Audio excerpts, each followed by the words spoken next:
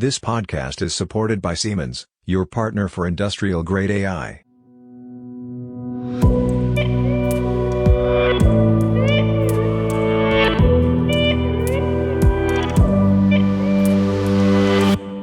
Hello everybody and welcome to a new episode of our Industrial AI podcast. My name is Robert Weber and today we are talking about the AI Act, which was passed at the weekend. My guests are Bernhard Nessler, welcome. Hello Bernhard. Hi everybody. And Thomas Doms. Hello Thomas, welcome. Hello Robert, hi everyone. Bernhard works at the Software Competence Center Hagenberg and Thomas at the TÜV Austria, and together they work at Trustifai. Bernhard, what is Trustifai? Trustifai is the new corporation that we have founded based on our joint project between the University JKU in Linz, the SCCH and the TÜV Austria. And together we have founded Trustifai in order to provide certification for AI systems for the industry.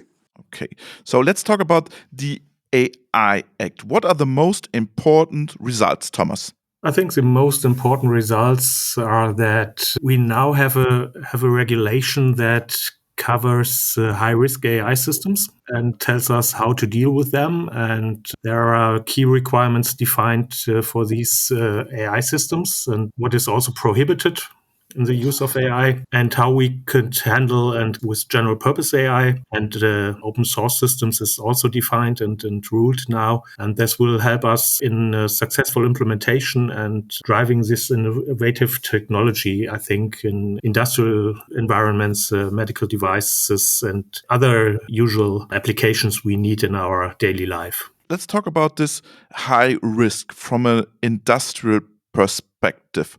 What are now high-risk applications? It is dependent on where the AI system is implemented and how it is implemented in the development process, especially for safety components of specific products. So, which we may find, for example, in vision detection of people in collaborative systems with collaborative robots. There is, for example, a video surveillance to detect an employee who is getting into the surrounding of the collaborative robot and might be harmed. So therefore, there are some rules that these safety components have to be tested, not only from a functional safety perspective, but also from an AI safety perspective. So how reliable is the AI system, the AI component? What could be possible risks? What can we expect about the reliability of the minimum performance of these systems? What kind of uncertainty we do have to cover within operations, for example?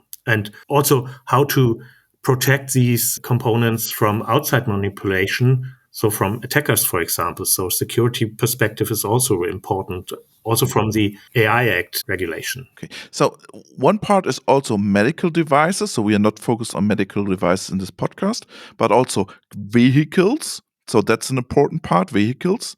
You already mentioned safety applications and critical infrastructure. And my question is now, so what happens if I use a PLC that is used in the critical infrastructure, and maybe there are ML models trained on this or on this PLC or works with some ML models? Is it also then a high-risk application? Hi, it's me, Barbara. I'm not the AI specialist, but I learned you do not want to deploy an ML model on your PLC. Nevertheless, let's listen what Thomas says. This would be following the rules of the AI Act. This is a high-risk application. And it also has an interlinkage to the new machinery directive, which is also demanding that systems like PLCs in this critical infrastructure area has to be tested against also AI risks. How do you test against AI risk? Yeah, we have a testing catalog which consists of three main pillars. In the center, there are the functional requirements. So the criteria which is depending on the AI functionalities and along the life cycle of developing and operating an AI system. And beneath, we have two other pillars, which is a secure software development process. So preventing attacks from malicious people outside. and ethics and data privacy if personal data is also proceeded within the AI system. Bernhard, I want to introduce you to the podcast. What surprised you most last weekend? I was quite surprised in the end that at all they found an agreement, because there were many different opinions around the AI Act. But a political solution was in the end found. But we have to see that it is a political solution, and problems are usually, so the devil is in the details. So there are a lot of parts of that regulation that I think we will still have a lot of problems with it. For example? So in principle, I think it is a good idea that we have a regulation, to make that clear. So I'm not against regulations. So where do you see problems? One of the problems, for example, that me as a researcher concerns the most is let me put it right, the fact that there are still restrictions on open source publications and open source development. That is an essential part of research. I mean, we have succeeded in the last, say, 20 years that there is ethics of researchers, of mainly technical researchers, that all research that is published has to be published together with all models, together with all source code, together with all data in order to replicate the research results. And the AI Act now makes some regulations on models, so on published research, on open source publication of research that contains strong AI components. And of course, all research that is done with AI contains such models, and every researcher now has to fear that if he just publishes his model, that he might have overlooked some relation that the AI Act puts, and then he is in danger of paying really huge fines. That means that every university in Europe will tell their researchers not to publish openly their results anymore, and thus I think this point of the AI Act really hinders open and transparent and responsible research in Europe more than it serves it. But I thought it's exemptions, national security, military and defense, R&D, and open source. Yeah, except if the R&D concerns general purpose AI modules. Ah, okay. That is one of the points of the details.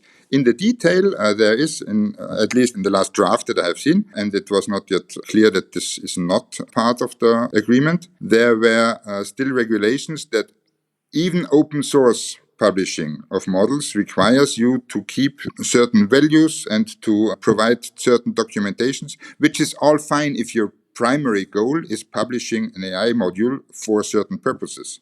But if your primary goal is doing research and having one research element that you are looking for and that you experimented with and presenting to your fellow researchers what you have done here, then this is never meant to be used by everybody, but it should be open to everybody in order to carry on doing research on that. Because I was surprised, because I think yesterday Jan LeCun tweeted something like, "Oh, I'm very happy because our Llama open source model and Mistral and Aleph Alpha model is out of the regulation." So is it now out or in? Honestly, as nobody has yet seen the final concluded verbs, the text itself, that for the final version, it is impossible to say. If LeCun is happy with it, I'm pretty happy too. But I have also read other tweets from LeCun that with what he is not happy in the AIact. So I'm pretty sure that there are still some points that have to be reviewed carefully. Okay. So, Thomas, where do we stand now? What happens next from a political point of view, but also then when we talk about business and certification? Yeah, I think from a political point of view, we should be happy enough that some major issue has been tackled by the AI Act. So there were some discussions in the last week that might have led into a more unsecure and unsafe situation regarding AI systems and how to deal with them. You mean the Italian and German idea? And intervention, yeah, so to say. I think what we are most missing are how to get this regulation into daily life and to implement it into a daily business. So looking at the standardization groups, we are missing norms and standards which describe what are the requirements, for example, to test high-risk applications. And we know from our work in cooperation in these groups and in working groups that there are also different discussions how to define these requirements, how deep should be AI systems tested? What are AI risks? What are ethical constraints? There is so much not especially defined at the moment that it is hard to say when the AI Act will come into place in 2025, what will be tested? What will be the criteria for accuracy, for transparency, and so on? So these are the next tasks with the standardization group, with the working groups? I expect that it will be one of the major parts that we have to tackle within the next months and maybe till 2025. But it's only 12 months, right? Yes. When we talk about standardization in this industrial application, we talk about cobots and robots. And 12 months is not a long time, Thomas. I expect that it is not enough time. So my fear is a little bit that we will start with a low-level certification approach with many only process-related testing criteria and not really dealing with the functional trustworthiness of the systems itself, which is the center of our testing approach, for example. Can you please explain a bit your testing approach and what is different to maybe others? Yeah, for us, it is very important that we have a testing approach where we say for the use case, for the specific use case where the ML model is trained for and developed for, we have to define a minimum performance requirement based on the technical domain of the use case. And it is very important for us as well that there is a risk evaluation of this use case, covering all the topics from functional safety, security, and the AI functionalities, for example, and that we can define independent tests on independent samples of the data domain, and that we can see that the system is behaving like expected, that it is stable for that. What kind of data do you use there? Real live data then? Usually we keep an eye on that. That there's real life data used, but of course also for the training and for testing, customers of us are using also synthetic data, and we have data quality requirements also for this synthetic data, of course. I have one more question, Bernhard. Does everyone now need a certification, or even if it's not a high-risk application? So this is still something that I don't know what the final model is, but at least if you are not in a high-risk application environment, the needs are very, very minimal. So there are even applications where some were documenting that it's an AI application with some very minimal documentation set. You have nothing to do with that. So the AI Act makes this distinction according to the different risks. But as soon as you are in the high-risk realm, and a lot of application will be in that realm because they have to do something with people or might have something to do with robotics, for example, then you are immediately in the high-risk regime. And those have to be thoroughly tested. And there are still different approaches. You can have a third party for this testing, or you can do a self-test under certain, self-certification under certain conditions, which I think is one of the points that were still discussed, and as far as I got it, is still allowed. But let me come to one of the other problems that the AI Act reveals. There are two different kinds of applications of AI at the moment. One is just the machine learning part of it, so the hitherto known method of applying AI to specific systems where you train a specific model to a specific application.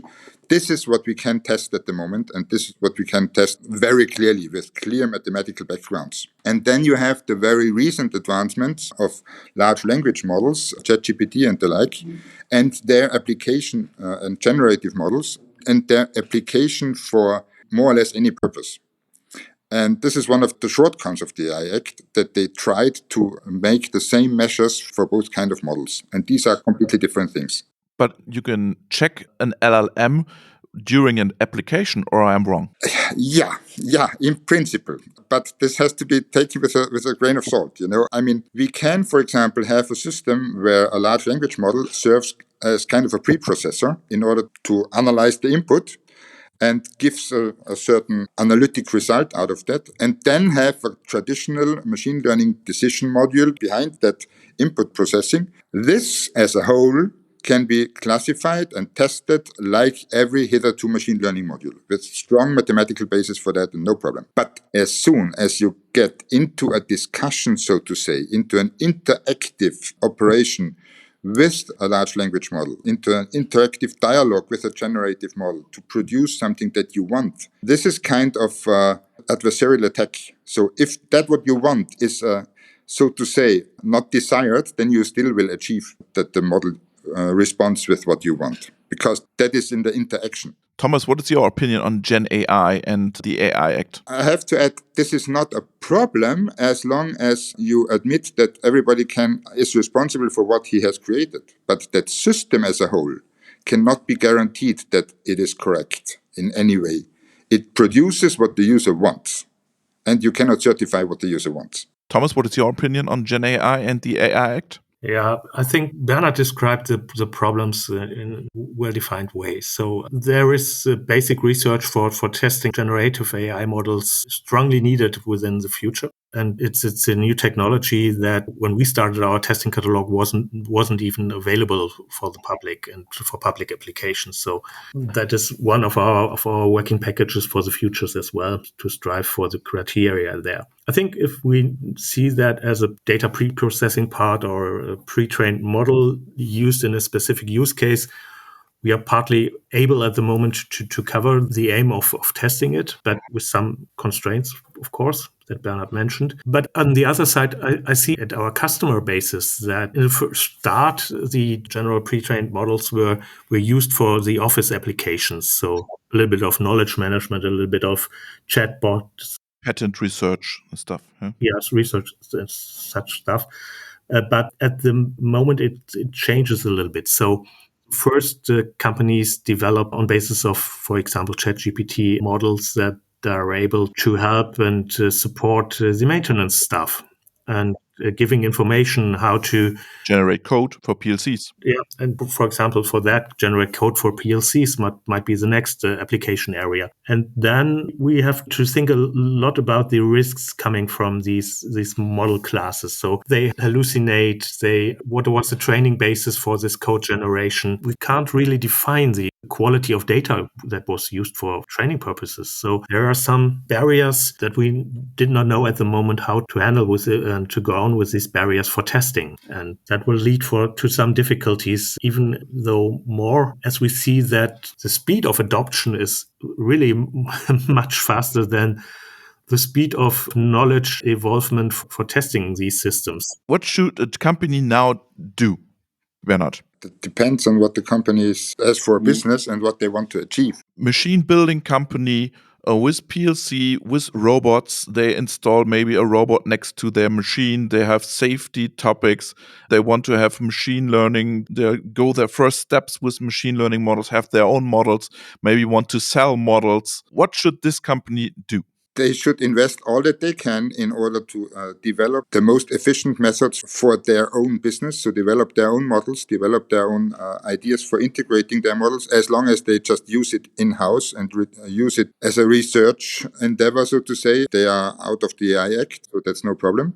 As soon as, of course, they sell systems with embedded modules that come from AI, then, of course, they sell AI systems. Then they are in the AI Act and have to look how to deal with that. But I mean, for these realms, for these applications, the AI Act made, I think, a good approach of regulating it. So as soon as there are risks in the final applications, then you have to take due care to solve and mitigate those risks. And that's what the AI Act was for. So for product development. So I think the same as before is valid. Just put the best effort in it, because that's the future. The main problem is when there are companies that develop general purpose AI, because I think general purpose AI should not have been regulated with that AI Act, because as it says, it is just general purpose and you have no application at which you can measure what risks arise or do not arise. And that is the main, so to say, cross-border thing that the AI Act did, that it tried on one side to really take the risk-based approach, which is a good idea, for products that are brought into the market, which again is a good idea and consistent. But on some point, they thought, okay, there is something new like ChatGPT.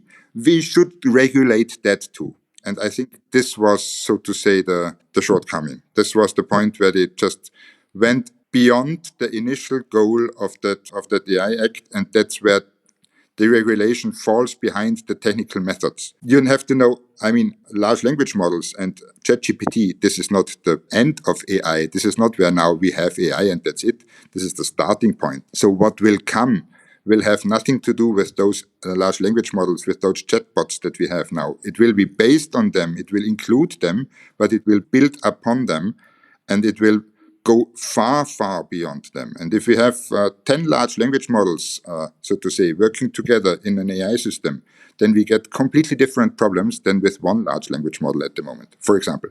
So that is the point, regulating this intermediate step in development, this most recent research result that is currently visible to the public.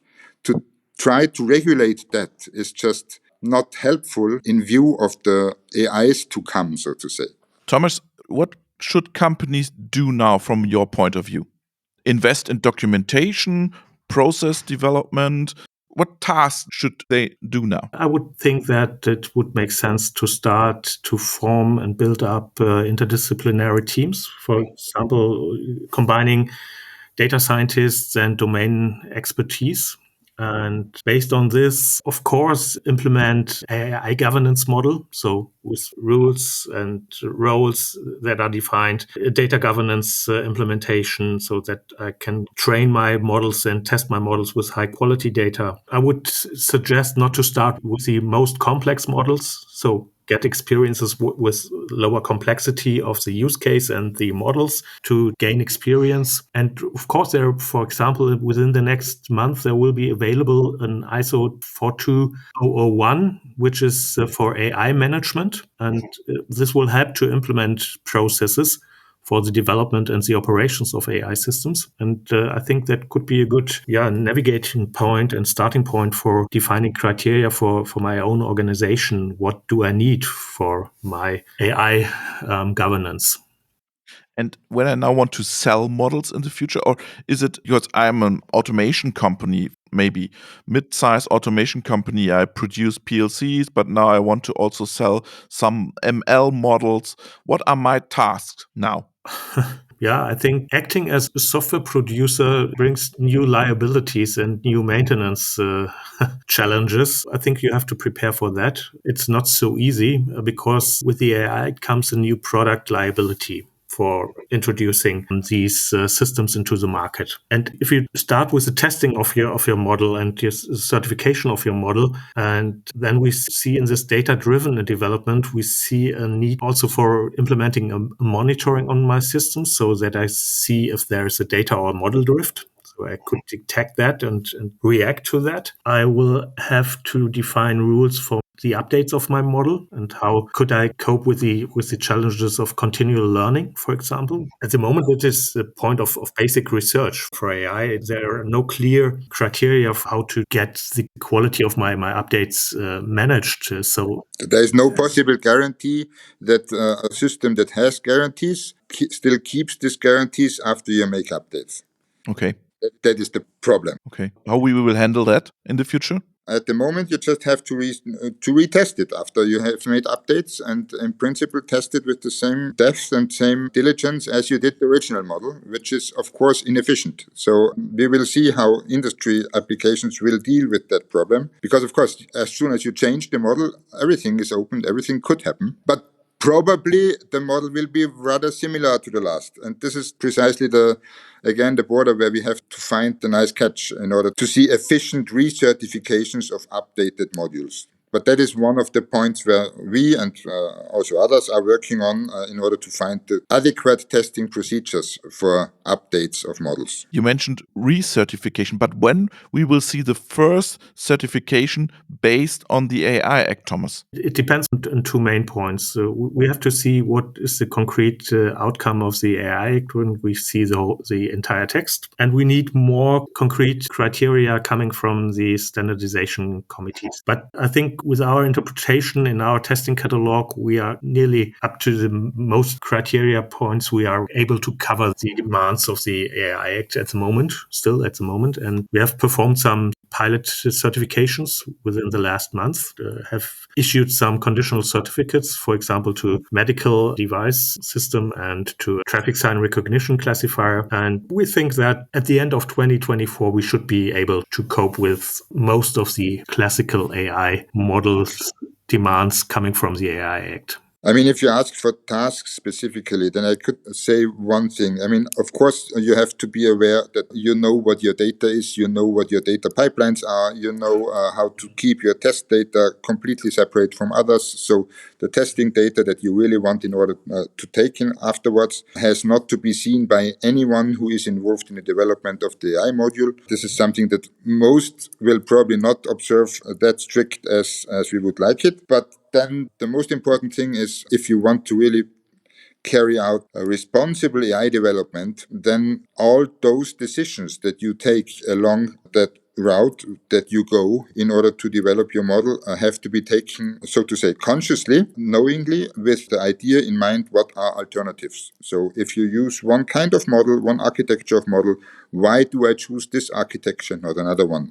If you choose your path of how to optimize, why do I choose this optimizer and why don't I choose the other one? What are baseline modules? With which modules do I have to compare myself? How do I really see if my module decides on the basis of the right contents, of the right decisions, or does it decide on superficial other inputs that will not be present in the real application then? To which extent do my training data differ from the real application data in the end application afterwards? There is usually a certain difference, but it should be kept as small as possible and argued about what are the differences here. So just take all the decisions that you have and reflect on them such that you know why you are doing what you're doing. This, I think, is the most essential general guideline. And then you will have no problem either with the certification that comes out of the future standards or with the certification that we can give you at the moment already from Trustifai.